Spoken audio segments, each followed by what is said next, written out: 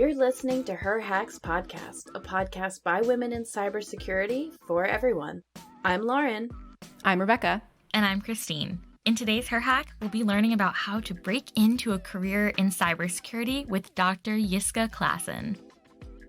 Jiska is a postdoctoral researcher in the SEEMOO Lab, which is the secure mobile networking lab at TU Darmstadt in Darmstadt, Germany. She has at least 44 publications and presentations with over 500 citations. She's an incredibly talented hardware reverse engineer, and she knows so much about a wide variety of research areas. Her current focus is wireless security, exploitation, and privacy, like one of her latest papers on achieving code execution in a Wi-Fi chip through privilege escalation through a Bluetooth exploit, and also finding zero-click vulnerabilities in the Bluetooth stack. She also has presented at many prestigious conferences like USENIX, DEFCON, RECon, and Hardware I/O. Yeah, thank you. I wanted to say hello. I was wondering where you're from in Germany. So I'm living in Darmstadt, that's near Frankfurt. So probably if you ever went by airplane to Europe or something, you might have crossed Frankfurt. Mm-hmm. It's a small city, but it has like everything you need. Cool. Did you grow up there? Or are you just there now? Yeah, a bit more south I grew up, but yeah, like this region. So I travel a lot, but I haven't moved a lot for my job so far. So Christine, how did you find out about Jiska? Oh yeah, okay, so the first time I saw / heard about Jiska, I was attending the BAR workshop, which is the Binary Analysis Research Workshop at NDSS, which is the, what does it stand for? Network Distributed Systems Symposium.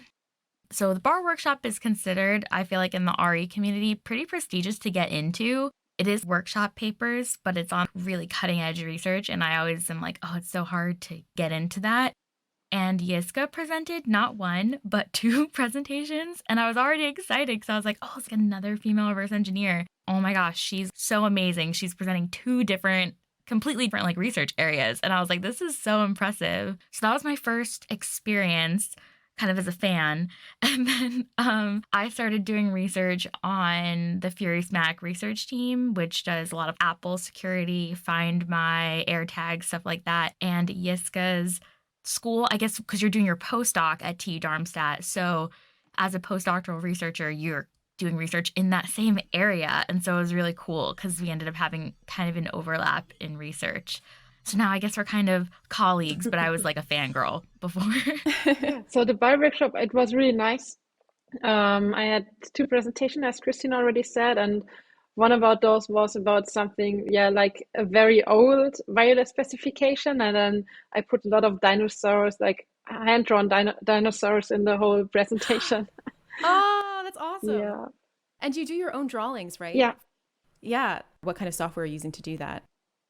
Yeah, actually, I just used probably the worst combination ever for drawing, which is on a very old ThinkPad Yoga, and then the program is called Journal, and I just with an X in front, but like Journal, I don't know how to pronounce an X in front of a name.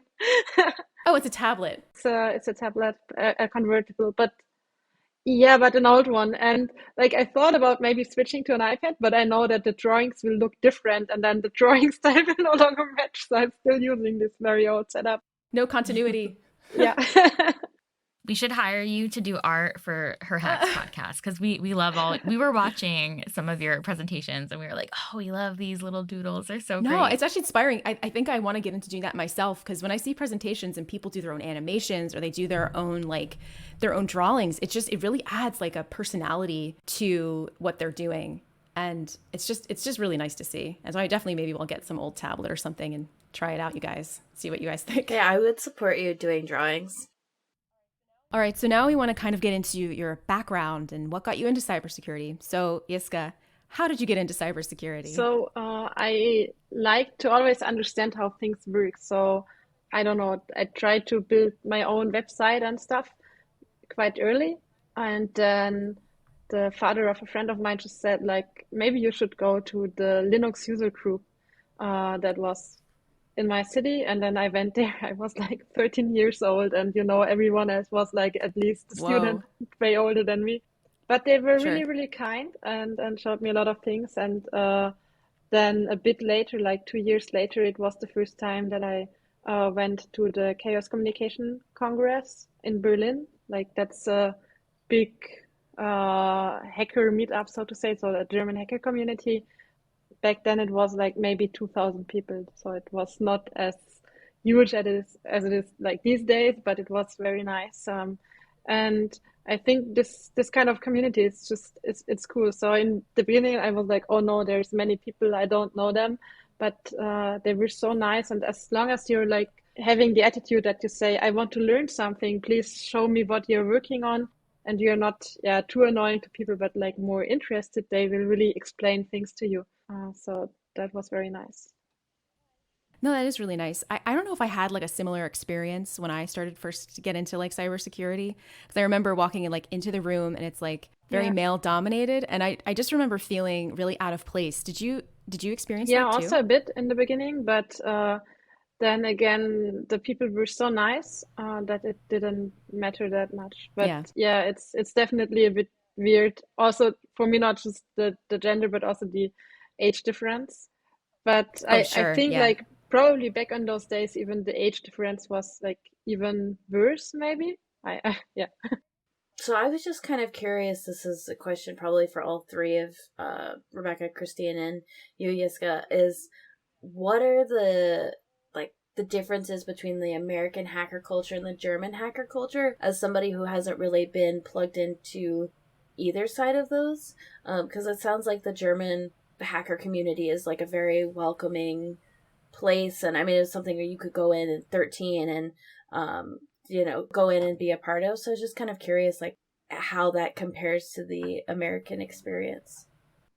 I think there's some similarities. Hearing about the Chaos Computer Club, that's kind of like DEFCON, because I think it originally started as like a very small conference.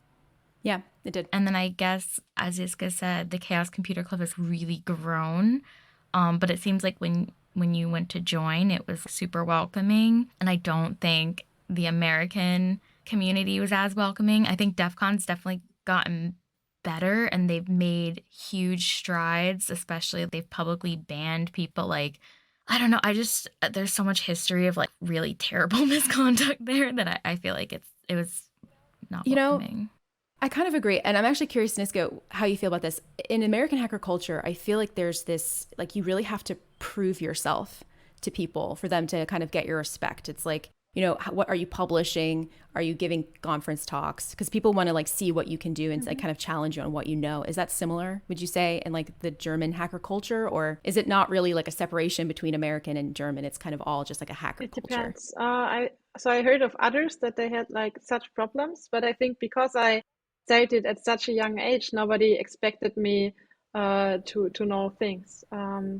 So that's probably one thing. And also there's a concept that's called a hackerspace that's a bit away from CCC. So there's the Chaos Computer Club, which has local meetups, and they are very much about like hacking things or very, very techy. And then there's hacker spaces, which is not necessarily the same as CCC. It can also have an overlap, but in the hacker space, it's closer to a maker space.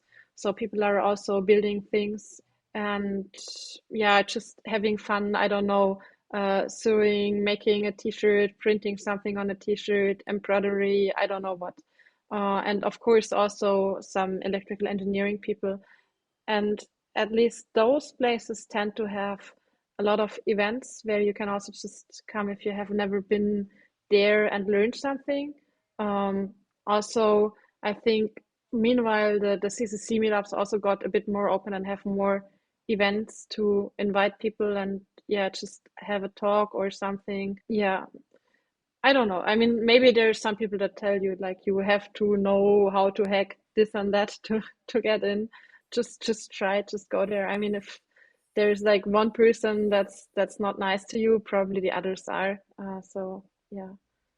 That's so awesome. Yeah, I feel like in the American hacker community, I don't know, they're always like POC or GTFO, and it can be... Oh my God. That happened to Christine and I. Oh right? yeah, in our presentation. When we gave our fire talk. Yeah, and I was like, this is a 15-minute talk, buddy. If you want a POC, like, give us a full hour. And I'm assuming by POC you mean proof of concept? Yeah. Okay, just double checking. There's this book that they publish every year, or not, I don't know if it's every year, but there's like a couple series of it, and maybe they publish addendums every year, and it's proof of concepts of different things. But I feel like sometimes it can be really hard to get into. I actually did have really nice coworkers when I started playing CTF, but DEFCON CTF as an experience from like when it started versus when it actually was, when I did it, was so different. I don't know if you've heard, we talked about this on another podcast episode interview where in socks they would have pornography playing and it was really graphic, so it was a terrible working environment for women, and they actually used to do that during DEFCON CTF as well as a way to like distract the players. And so as a woman, like, you wouldn't even want to play because you're like, this is disgusting, like I don't want to be here. So they don't do that anymore. It really was like dependent on who was running it that would do that. And this year, I don't know, because I haven't really known a lot of the people running it like in the past, but I know this year it's at least one woman on the team actually running the CTF for DEF CON. But at least the year that I played in 2017, the lights were on and there was no like weird videos. So That's good. yeah. So I think it's definitely gotten better, but I feel like it didn't start that way. I don't think it started that way. And do you think that's because the community has grown and like they've kind of realized as they've taken in more people and they have more diverse perspectives, it's like, okay, this behavior isn't good? Or do you think that it may be because of another reason? I don't. I think a lot of women have been like lobbying against that stuff. Like, I think also at DEF CON, or maybe it was Black Hat, I don't remember, they had booth babes, which were like scantily clad women, because it's at this conference in Vegas. And so they'd have scantily clad women to help sell vendor products. I think that was definitely a Black Hat thing. Yeah, that's a Vegas thing. It's a Vegas thing, yeah. Yeah, and women going there were like, this is stupid. Why are you putting women in a box like this? This is bad for us that this is happening. So they don't do that anymore. Now people wear real clothes when they're there. But Sure. well, inside the conference center, not outside. Right. That's interesting. I think CCC is really much further at this, and what started over the recent years is that it even got family friendly. So they have places to bring your kids and really have a program for kids and families. Wow. And you could also bring your partner even if they are not so much into computers and they would have to do something. Oh, that's amazing. Yeah. So that's awesome. It seems like the German community is way better.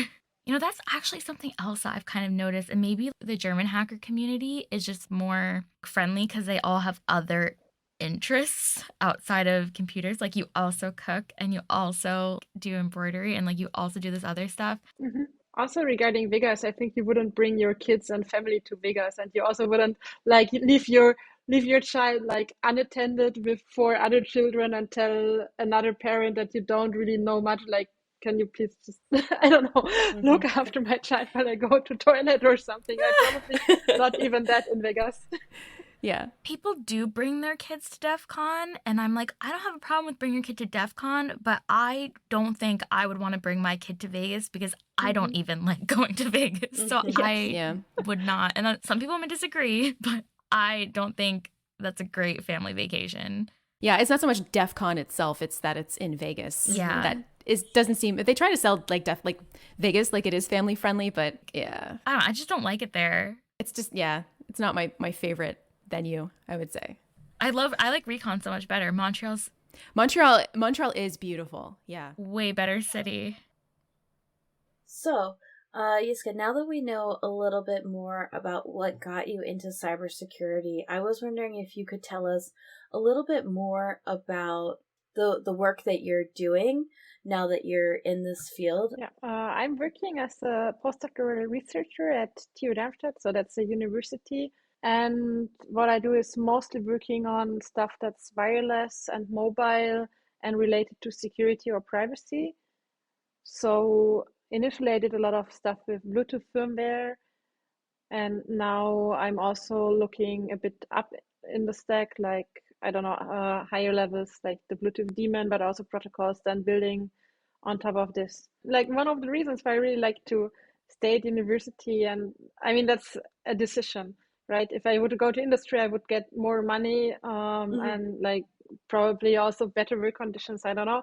But at university, the thing is, I can pretty much choose what I want to do. I mean, there's of course some limitations, but I'm very free in choosing what I want to research, and I can also publish things. So I think it's only worth it, or to stay in academia is only worth it if you manage to build some tools, either open sourcing something that you can use for exploitation, but also if you open source something that's a bit more meaningful than just like a single exploit, right? And to also maybe build something that helps a community of hackers, like that other people can also do the same type of research, or that even maybe people like, I don't know, my neighbor who is not much into computers, she would probably even understand a bit of the stuff that I'm doing, at least on a high level impact. So that's what I try to do. I mean, of course, sometimes it's like highly technical and hard to understand, but that's my main motivation currently to stay in academia. That's awesome. Can I ask what project that you've worked on that you're the most proud of, or what you find the most interesting? Oh, that's a good question. So, I mean, I've been looking a lot into Bluetooth firmware, but then again, it's like if you did something for too long, it gets a bit boring. So maybe it's the one that I should be proud of, but then again, it's like, okay, but I don't know. It loses its magic. It's Yes, mystery. yes, it's mystery. Then again, something that I didn't build on my own, but I really like to use Frida and also like explain people how stuff works. So even if it's not something that I did build on my own as a framework, just explaining people and also the teaching part of academia, I like it a lot. And I even put some of the stuff that I did on YouTube, for example, and I plan to do a bit more of putting some of, yeah, just lecture style stuff on YouTube. Yeah, I love when you give presentations. I'm like, it's just so great. Like you're so good at explaining things and like you really take your time doing it. So I love whenever you like post something on Twitter or post something on YouTube. I learned from you recently because I was trying to prepare for this podcast by looking at some of your most recent presentations. And so something that's been happening in my apartment lately is my neighbor keeps casting to my TV sound bar. And so if I don't have my sound bar off, it's just like this like random video Oh sound will just no. start blasting. And it happened at like 1:30 a.m. and I was so mad. Oh, And it like woke up my dog, woke up me, and I was like, what the heck is so stupid? And so then when I was reading your Happy Machine in the Middle paper, that's when I was reading your explanation of the Just Works protocol.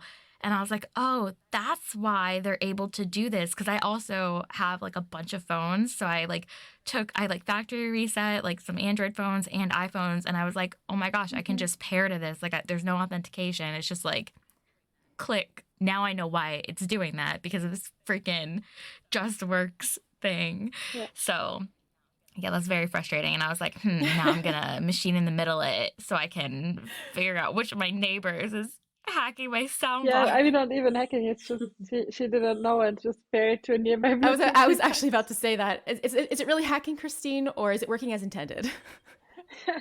This is one of those situations where I'm taking something personally that I shouldn't, and they're always clicking on something that's clearly not playing in their apartment. Maybe they have like the same soundbar even, and like, or it's a 50-50 chance if Bluetooth works or not. Actually, so this is kind of it's off topic on topic. So I had to build a dresser. I like to build like IKEA furniture. They're like 3D puzzles. I really enjoy doing something other than sitting at my computer. I know who I'm calling. I told you I'm redoing my Anytime. office, so Anytime. I love you. I will build your desk.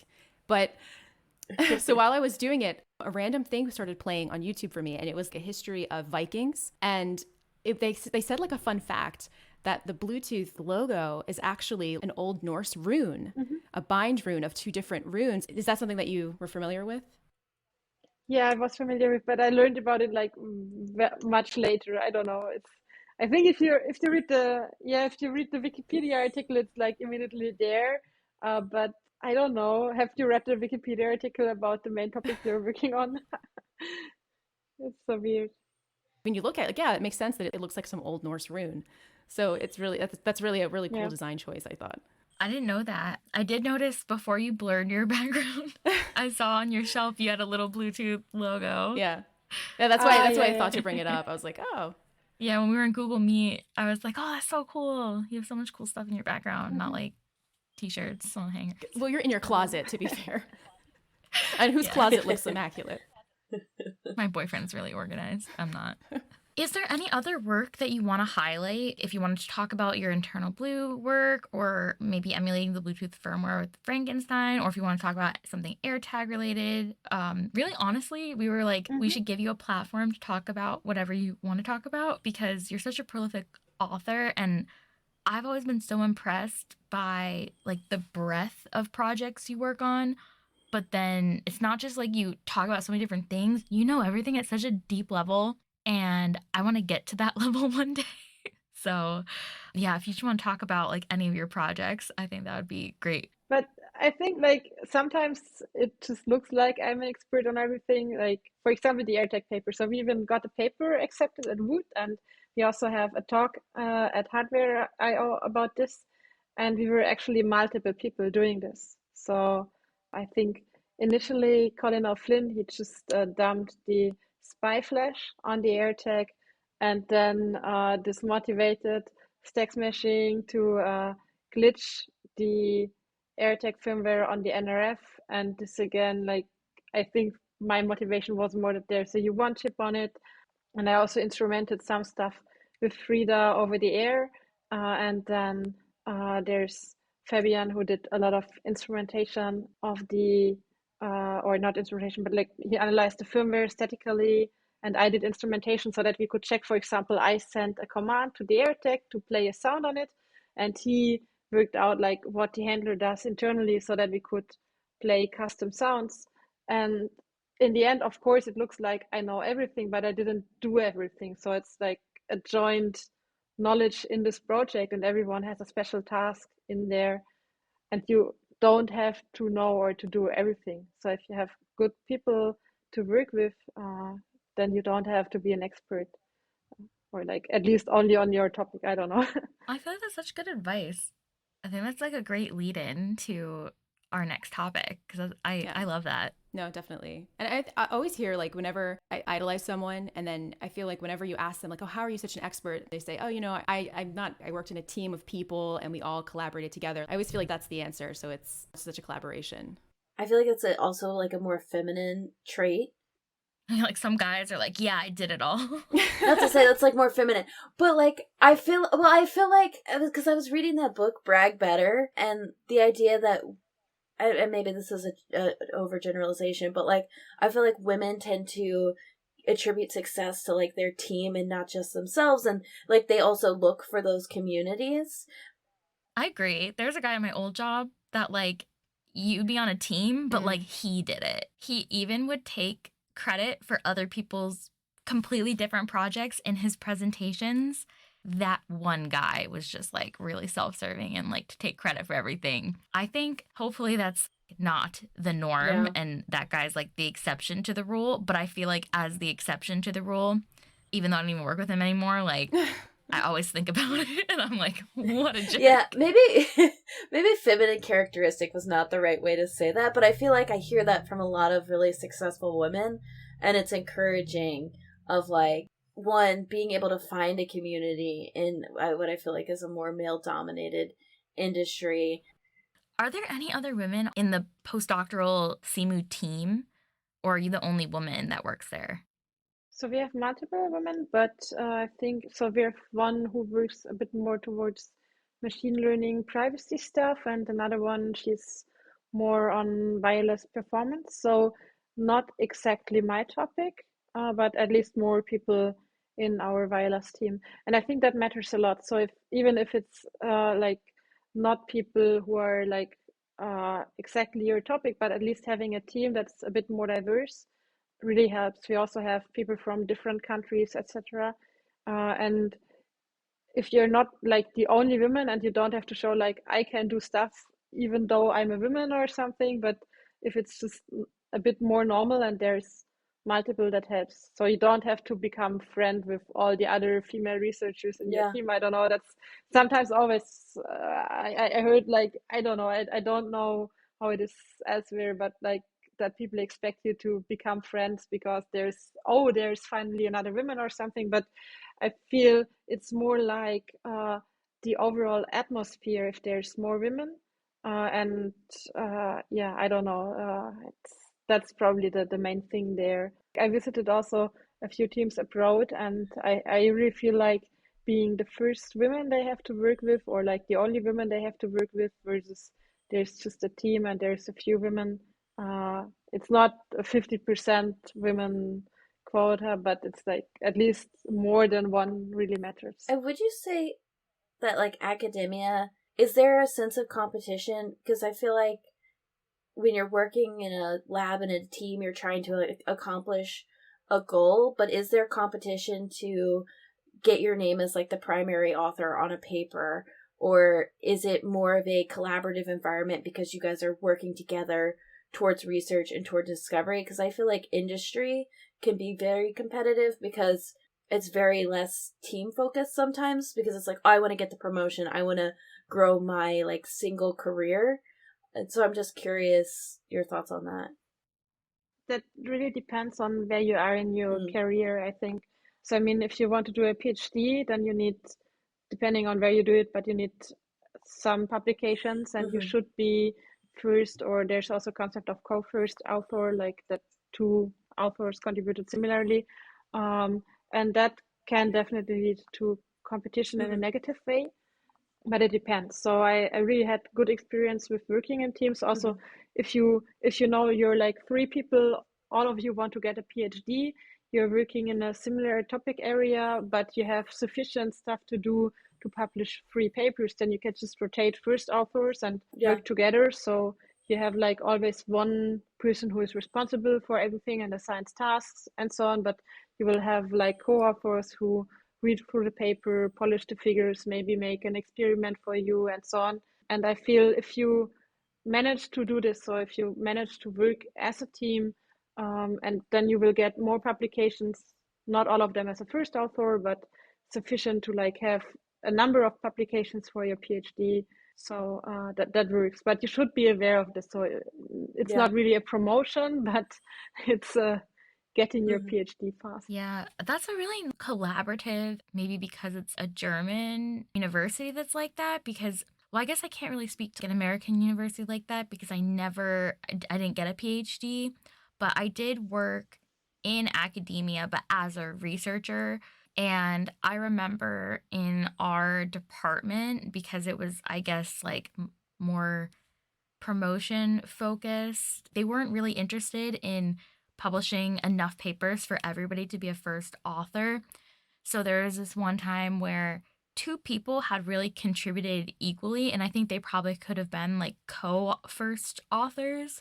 They were arguing over whose name would be first, and the department manager decided who was going to be first author, and he basically picked his favorite person instead of the person who like it would have better benefited, because the other person was like, oh, this is, one of my first publications here, like I'd like to be first author, I wrote a bunch of code, like I did all this stuff. And the other person had already had a bunch of first authorships before, and they were already in a PhD program, so they didn't need it as much as the other person. And yeah, just created kind of like drama. But like they could have just written a second paper and kind of agreed, put in a little bit more work and try to write another paper, and then they could have both gotten it. So I love the collaboration aspect that your team has, where it's kind of like for the benefit of everybody instead of like gotta figure out who's gonna get it. And yeah, but as you said, it also depends a lot on the team leader,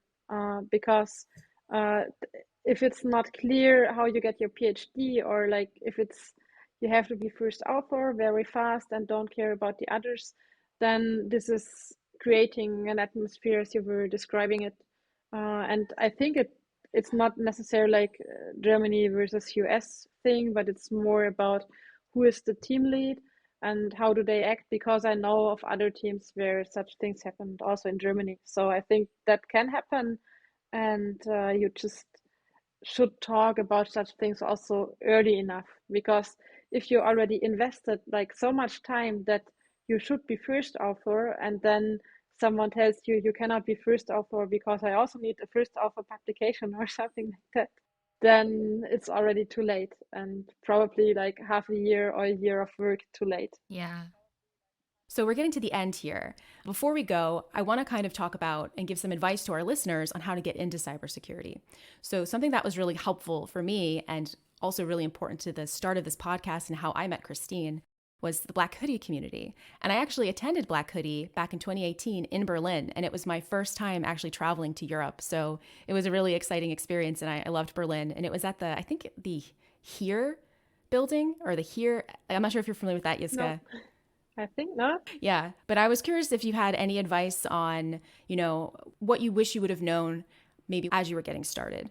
Yeah, I think for me that has been way too much in the past. So it's more like advice that I would give people rather than what got me started. Yeah. I also attended one Black Hoodie event at Troopers, I think in 2019, and they are really awesome. So Nice. if you have a chance to do that, try it. Also, yeah, don't be shy. That's maybe, I don't know, that's hard because it's like sometimes you think like, oh, but I shouldn't like ask this person or I don't know what, but it really helps just to interact with people, and maybe just, yeah, going to a conference or so. Sometimes you might feel a bit lost, but I think everyone does. I think in the US it's way more common to have something like mentorship. That's not so common in Europe. But Oh, yeah, but actually we have pretty good mentoring programs, and not many people are using them. So in Darmstadt, I can actually take female students to conferences, or they can join me. So and the university pays that. So if there's good students, they can just travel anywhere, and most of them, they are just not aware of this program. So maybe just looking for such programs and then applying is also a good thing to do. And yeah. yeah, and also maybe don't push yourself into something that you don't like. So just try to work on something that you like and that inspires you. And yeah, sometimes studying computer science is good, but for some people it isn't.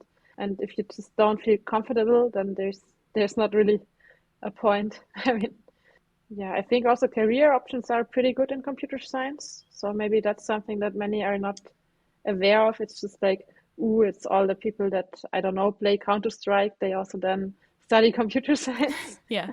But Yeah, gaming is usually a gateway into, yeah, getting into computer science, I've noticed. Yeah. yeah. But Mhm. actually, what you know from this, it doesn't help you much when studying. So it's more like if you feel like it's interesting and it's a well-paid job, then you can also do that.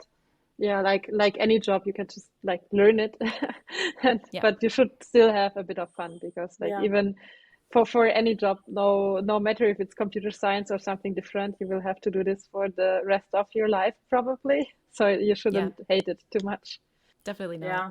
I mean, would you say that I would say I'm pretty shy, so it's hard for me to feel like I Mhm. belong sometimes or to ask questions without looking stupid. I'm not sure Yeah. Christine or Lauren. I don't think Christine, you're very shy, but I am incredibly shy, so I relate to that. Like Mhm. when you were saying, "Oh, don't just sit there, like ask questions, don't be afraid to go up to people." In my head, even as like an adult, I was like, "Oh, I probably wouldn't do that when I didn't know anybody." Or I would find like the one woman in the room, right, and go up and be like, "Hi," because that's just like an easier, like more comfortable step for me, but whew, going up to strangers, asking questions when I don't know what's going on, I turn bright red, and I Yeah. get very awkward, and that's always when I do the worst. Is when I just sit there by myself and like silently struggle and don't ask for help. Something I have to work on That's for so sure. But funny. I can tell you, it doesn't get better. Like, how should I say it? Like, right now, it's like people Mhm. know me and I don't Mhm. know them. So they start talking to me, and I'm like, oh, did I Mhm. forget the name? Was the person Oh. talking to me before or not? Oh Or did they no. just see Yeah. my talk? Yeah. Did I forget something urgent? Mhm. So it's just like also a lot of pressure.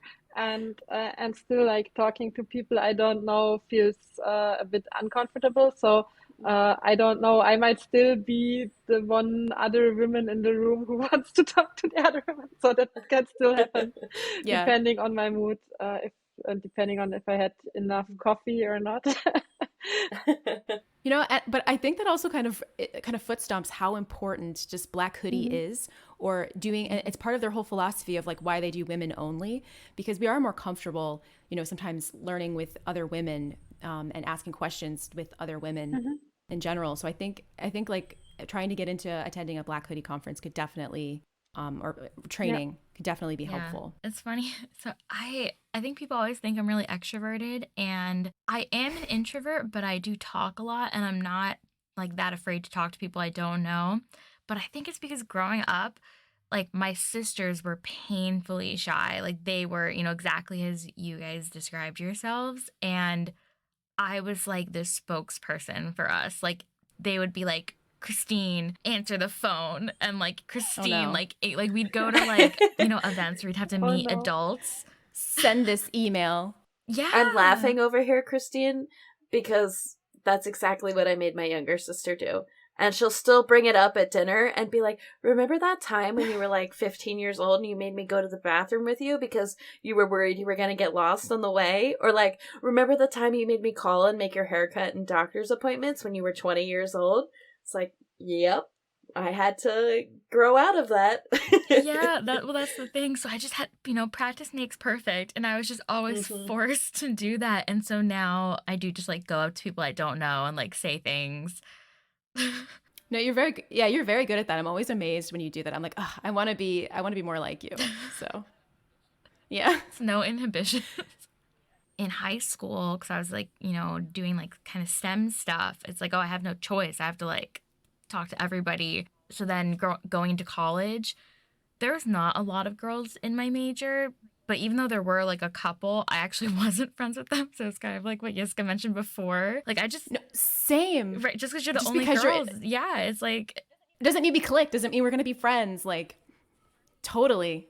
right, like I'm really good friends with you, and we don't work in the same like No. department or anything. And yeah, I just my all my friends in my major were guys. I was not friends with the other girls. It's just that we were just like didn't click or whatever. So That's why we need more. We need more variety yeah, you need more women to pick to from pick a friend to from. be Yeah. friends with. Yeah. Yiska, I actually had a question. So, and maybe this Lauren I know was wondering about like the university system in Germany in general, but I was wondering what is your if you have like a undergrad or like bachelor's degree or master's degree and then your PhD, what is it actually in and what school did you go to? Like I have a bachelor's, what do I have? A bachelor's of science in like computer engineering, but I'm not totally familiar with the German university system. So I didn't take the usual path. So maybe that's also interesting, even for if someone in Germany listens to this. So first, I got my Bachelor of Science, Computer Science, at something. How does it translate? So a dual system where you go 3 months to university and then 3 months work for a company, and that's a semester. That's So Okay. cool. it's yes and no. So it has advantages and disadvantages. So the cool thing is like you go to a company and ideally if the company is big enough, which it was in my case, you also get interesting tasks assigned. If you go to a small company, then maybe not. It really depends. So I think mixed experience here, depending on which student you ask. And then next part is you're getting paid. I mean, not much, but at least something. I think in the US you always pay for studying. So in this case, you're getting paid, and you don't have to worry about this too much, which is just nice in addition. And you only have courses with something like 30 people. So it's a very small group of students, more like school a bit. But it also means that you have a contract for 3 years and you have to finish your bachelor in those 3 years. you get automatically registered to all the exams in that time. And if they don't find a good lecturer for a specific topic, then they just, I mean, I wouldn't say they take anyone, but they might just take someone who says, okay, I do it for the money and now I teach a bit or so. And so not all the courses are super good. Like some of them, they even have teachers from university. So sometimes you have a very high level of education, sometimes not. It's just it's a bit random, and you have to finish the course in that semester, which means you also have to write a lot of exams. So within 1 or 2 weeks, you write something like 6 exams or 7. So that's really, really a lot. So it's like a lot of learning. Then there is no long pause in between. So you just write the exams and then you go to the company. And also there, I mean, you can take a bit of vacation, but you have to write a report. So not just the bachelor thesis, but in between you have to write reports. So it's pretty tough. I don't know. So in hindsight, maybe just, I don't know, taking some credit somewhere and like, I don't know, paying fees back later. I might also work out because you get more money after studying. But yeah, that's what I did for my bachelor. And I think I learned a lot. So definitely. But also I learned different things than people that do a bachelor at university. So yeah, it's mixed experience. And then I felt like, okay, maybe I just go and also get a master because I felt like, I don't know, it's as I said, like some of the topics did not go so deep, like on a technical level. And so I went to Darmstadt. So the other one, so the bachelor I did in Karlsruhe, that's a bit more south in Germany, but I don't know, maybe 1.5 hour car ride from here south. So, and then I did my master in Darmstadt, and they have an IT security master. So it's really IT security as a Master of Science program, including some practical labs. I don't know, like, and it's very normal in Germany. You finish your master and only then enter a PhD. So I think in the US it's a combination. Yeah, you don't have to get a master's to get a PhD in the US. Yeah. Exactly. But here you have, so you finish your master. And I actually wanted to join industry afterwards. So that was my original plan because, like, not having much money, I was like, okay, I should get a real job afterwards. Maybe. Yeah. So, and then my boss actually just out of the blue, and I didn't even know how it works, like offered me a PhD position. And in Germany, they are paid. So you're getting a good amount of money for still technically being a student. You don't have to attend courses, so you're not getting credit points and stuff. You actually already have to do teaching and research, but you can still, so if you want, you can attend courses. You don't have to. And there's also a special program in Darmstadt, so you can get like presentation skills and stuff. That's great. That's awesome. So that's really nice. Yeah. Wow, that's so cool. So American PhDs have to take classes, and I think it's Yeah. because they don't have master's degrees all the time, so they make everybody take a certain set of classes. So that makes sense that in Germany, they're like, you have to do a master's first, but then it's nice because you can get all the classes out of the way and focus on the research. Yeah. So cool. Exactly. But not just research, also teaching. So yeah, it's a bit more, more stuff that you have to do somehow. So, but you're also getting paid. So, and then as a postdoc, it's like pretty similar. You continue teaching, a bit more responsibilities on like managing people, but yeah. So, so after my master's, my original plan was to go to industry and like get money fast or something like this. But then my boss, or like who is now my boss, Matthias Hollig, asked me if I would like to do a PhD. And in Germany, what I also didn't know back then, because I wasn't even planning to stay at university, but a PhD in Germany is a paid position. So you're actually getting paid. You don't have to study, but you can study some stuff and you do a bit of teaching and research, and that's what you're getting paid for. And so I decided to do a PhD in the end. Like it's not as well paid as industry, but it's still well paid, while technically still being a student. So I could attend language courses, and I could also I did presentation training. I don't know, like I could just learn things and research things, what I couldn't do in industry in the same way. That sounds amazing. I want to do that. Yeah.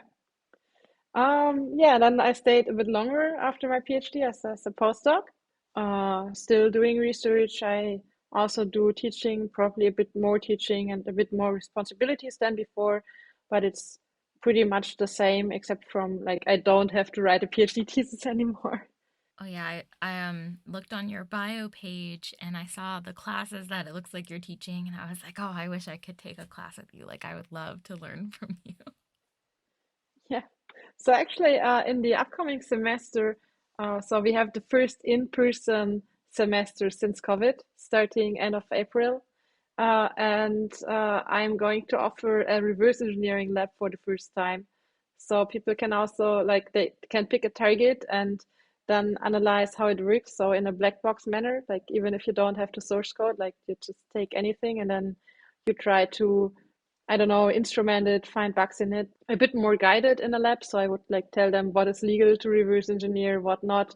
Then a bit like how Ghidra works, how Frida works, and then also like how to even look for bugs a bit. So that's the guided part, and I really look forward to this. So finally, some teaching like with real students, like in person, and just that you don't, where do I share the screen button, this and that, but like actually, it's like this is my laptop. Look at this weird stuff that Vitra just did. Oh, that's um, awesome. yeah. So we have one last kind of advice question for maybe any students that are really interested in cyber that live in Germany and want to go to school in Germany. What are the really well-known schools for like computer science or cyber? Like in my opinion, as a somebody outside of Germany, I'm like, oh, TU Darmstadt would be so good to go to if I was like really into cyber. So, what other schools can you recommend? There's not so many that have like a dedicated IT security program. So I think Mm. Darmstadt has the most diverse one. So with like very different topics that you can pick, but only for the master. So there's no IT security bachelor. You can pick a few things at the end of your bachelor that are from the master program. But yeah, it's not really security bachelor. I think in Bochum there's also a bachelor, but I would have to double check. Um, and they have a master. I think Bochum is way more towards crypto, so you have to learn more math stuff, so to say. So you can do this in Darmstadt. You can do post-quantum crypto, side channels, I don't know what, but you can also opt to not do this and go a bit more to applied things. So yeah, it depends. And then I think there's also RECon. I also haven't like checked the precise program there. So I think that's the three options. Maybe there's yet another IT security master or bachelor meanwhile. Yeah, but I'm not sure like if a bachelor in IT security even makes sense, because security it's really about understanding systems and then understanding them even more detailed. And doing security without understanding computers, it's a bit like, I don't know, 5 steps behind the initial Yes. thing that you want to learn. So probably it's not so bad that there's like mainly master programs. And that's definitely actually, that's kind of funny. That's a hot take in our, I think in our industry in general. There's a lot of people like, well, should security be built into a computer science type of degree, or should it be a separate thing? Mhm. So I know that from my understanding, I've definitely struggled with when in my undergrad, we were talking about buffer overflows, but there was no requirement to even learn C. So it's like, Oh. how am I supposed to understand a buffer overflow without understanding the concept of a buffer? Mm-hmm.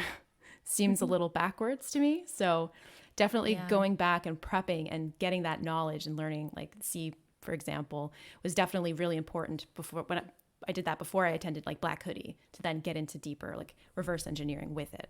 So Mhm. I definitely like that I take. agree. I feel like the order of a curriculum is important Yeah. because, like, I studied abroad, so my curriculum, like the classes I had to take weren't necessarily offered when I was going abroad, so I had to rearrange things. So I ended up taking computer networks before I took operating systems. And in networking, we were like using fork to fork threads and like fork processes, I guess. And I had no idea because I hadn't taken operating systems yet, like what fork did. Yep. And so I was really confused. And me and like one of my classmates literally checked out like a book from the library for like this client server. And we just like copied this library book client server thing. And then we worked with our TA to like make it work. But I didn't really understand what was going on. I was only a sophomore, which was like my second year. So I was very new to C, very new to like, and I just didn't know what was going on. And it's probably honestly why I'm like not very great at networks now. But like looking back, I'm like, oh my gosh, there's all these things that like I now know because I use it for work that makes so much more sense now that I'm actually using it. And now I know I learned it out of order. Whereas before I didn't even know. You don't know what you don't know. So Exactly. you're missing out on something really important.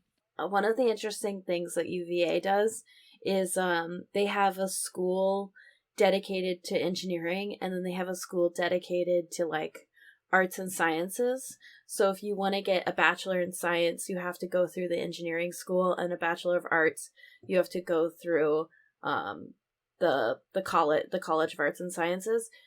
And most of the engineering degrees, you have to go through the engineering school, but computer science, for some reason, is split between both schools, even though the engineering school pays for most of it.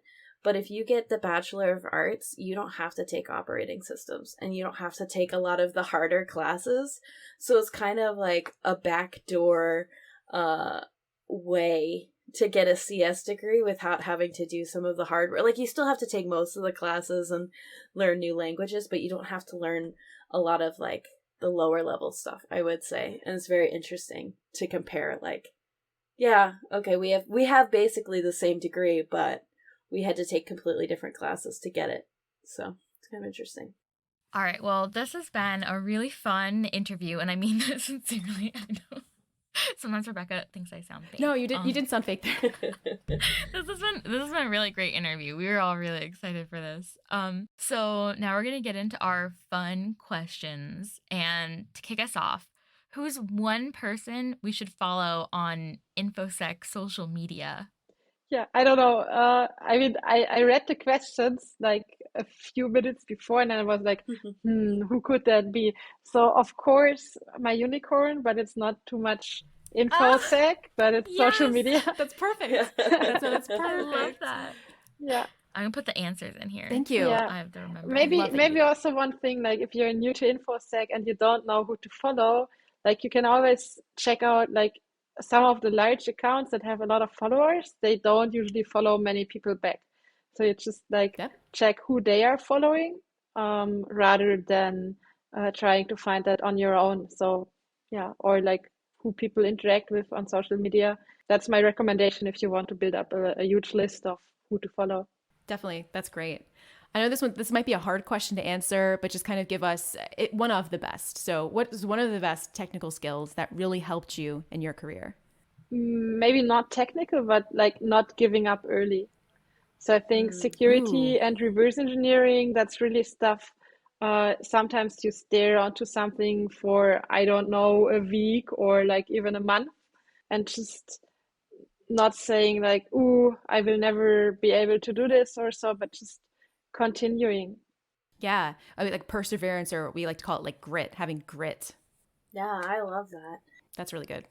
I know you said that you don't watch a lot of TV. Do you have a favorite book or TV show that you would recommend to listeners? So that's really a tough one, exactly because of this. I don't know. Like, yeah, I don't really have a good TV show or so to recommend. Like it's been a while since I watched Netflix. Like I recently saw The Mandalorian, like finally, but probably much later that's a than good most one. people. Yeah. Do you have a favorite book? Or even if you don't have a favorite book, like a favorite activity?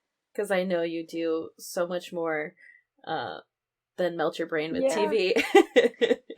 So I think I read a lot when I was younger. So I was mostly reading fantasy books. I think that's like all German.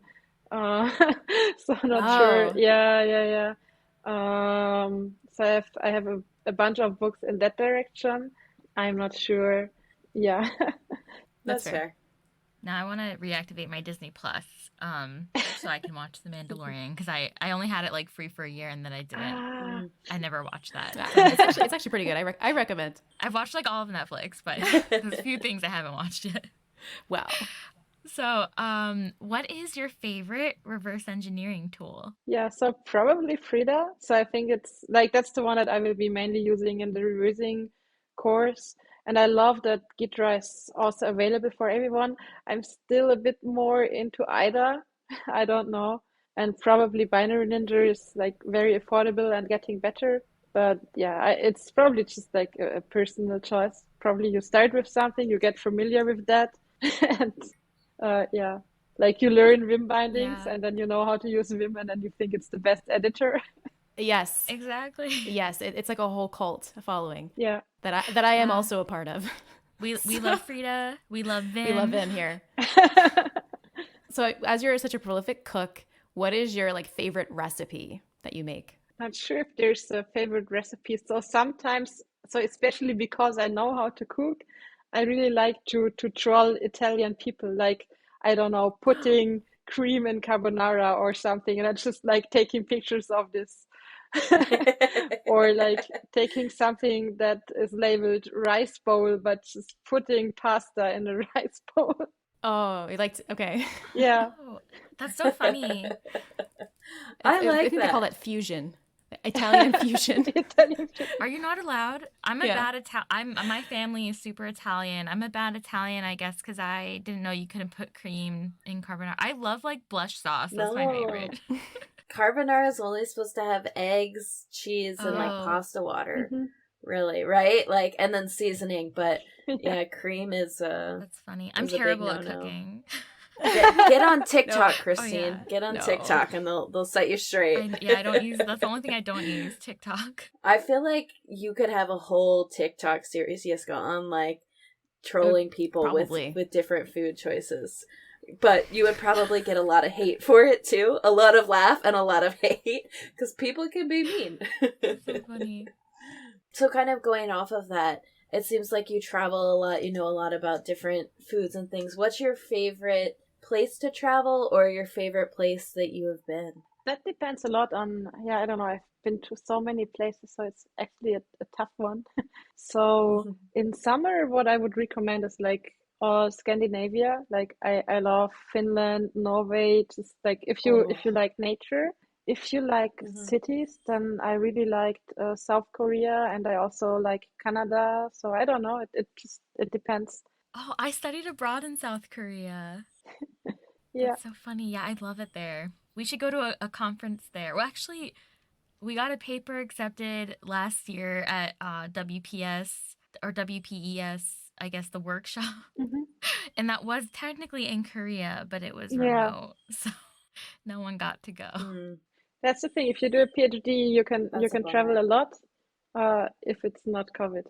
Yeah, if it's not COVID. Yeah. All right, so I don't know if this question applies to you, but I wanted to ask it. Do you have any like must-have makeup or skincare items? I always notice you have really nice skin, Very nice skin. and I'm like, what does she do? What's her regimen? Not much. So usually, so I'm really sensitive to sun. So I'm actually sunscreen, and I have Yes, that's my favorite. Me too. yes, and I have like one that I got in, I think when I traveled to Miami, which like goes to up to 110, and it's hard to get in Whoa. Europe. Yeah, but then Oh. I don't have to apply it like super thick, so I don't Yeah. know. That's so great. I really get sunburn fast. Yeah. Definitely fair skin. Yeah, same here. I went on my honeymoon in December to St. Lucia in the Caribbean, and I packed 4 bottles of sunscreen, and like 5 days in was out and was like, oh no. I just had Oh, to sit in no. the shade for the last 2 days. So I usually just buy, when I go somewhere, I buy aloe, like a bottle of aloe, because I know I will get sunburned, and then I put that on to fix it. Yeah, but that doesn't help. So for me, it's like my skin is then, I don't know, like it starts peeling after like a week Yeah. or so. And so I cannot put like just some sun care like afterwards. I have to apply sunscreen before. So I've seen it on social media. I saw you drinking it earlier. What's the deal with Club Mate? It has caffeine. So I don't like coffee that much. So I think it mostly tastes bitter. I mean, it depends on the coffee, but like, I mean, a good coffee also does not just taste bitter, but yeah, most coffee just does that. And on the other hand, like, I mean, if you're doing a PhD, you have a lot of stress. You Yeah. stay up at night and then you start drinking something with caffeine and then you get addicted. Yeah. Do you know how many milligrams of caffeine is in it? I think 20 milligram per 100 milliliter. Okay. So yeah. Wow. Is it like a hacker thing, or is it just like, is it a German thing? We get that in the US, or what is it? I mean, there's definitely like mate tea I've had before. It's I think it's like a tea. So Yeah. it's definitely available in the US, but Club Mate is itself, I'm not sure. I think the tea is from Argentina or so, Yeah. but Oh. then the soft drink is manufactured in Germany. So it's a very German thing, and it really started in the hacker culture. So I guess every CCC event, every hackerspace, you can get it. Got it. Oh, that's cool. That's cool. Yeah. And meanwhile, there's different variations. So it's not just the factory like of Club Mate, but there's other factories around that do different types of mate soft drink. Oh yeah, okay. So we have one last fun question. I don't know. So when I first heard your name, I think the person who introduced you messed up and they called you Jiska instead of Yiska. So for like years, I was calling you Jiska. And then when we had that meeting with your research team and my research team, your like one of the research leads pronounced it Yiska.